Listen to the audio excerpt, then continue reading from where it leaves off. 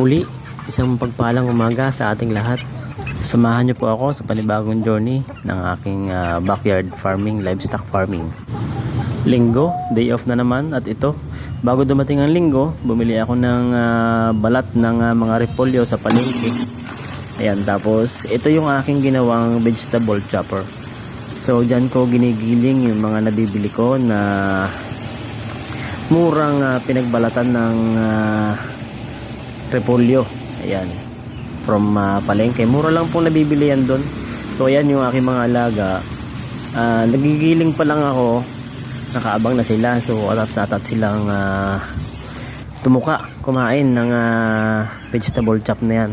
So napakasustansya niyan para sa ating mga manok. So hindi lang yan yung pinapakain ko, nilalagyan ko rin yan ng konting ipa ng mais.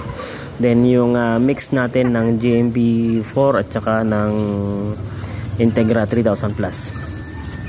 So ayan, so kung makikita nyo po, yung aking mga alaga, so masaya naman silang kumakain. Yan, halos excited pa yung isang yan, no?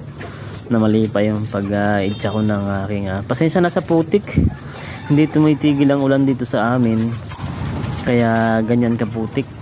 So ito naman po yung aking mga nakakulong. So dito sa kulungan na to, ang tawag ko dyan ay growing pen. So huwag nyo nang husgahan, basta yun ang gusto kong itawag dyan sa mga kulungan na yan, growing pen. Meron ako dyang isang dumalaga, isang inahin, tapos 3 sisiw. So ayan, dito naman sa kabila, itong una kong pinakain, yan ay dumalaga na vulture. Then sunod ay yung inahin, tapos inahin ulit na sa dulo. Ayan, yan yung mga nangangalat ko na native chicken. So dito tayo, ito yung aking BPR. Yan yung BPR code, sinama ko na dun sa mga native na 3 months old, para mas masaya sila. Masaya kasi pag sama-sama silang kumakain. So ito yung ating Rhode Island. Malapit na mangitlog yan. Actually nangitlog kanina ng isa, yung isa sa kanila nangitlog. Then dito naman sa Black Astrolop, 100% na nangitlog na yan. Minsan 3, minsan 2, kasi tatatlo lang yung inahin dyan. Hindi naman kasi sila talaga araw-araw umiitlog. Merong days talaga na lumiliban sila ng pag-itlog. So ayan yung panibagong journey natin ngayong linggo. So Monday natin upload to. Ito naman yung last natin,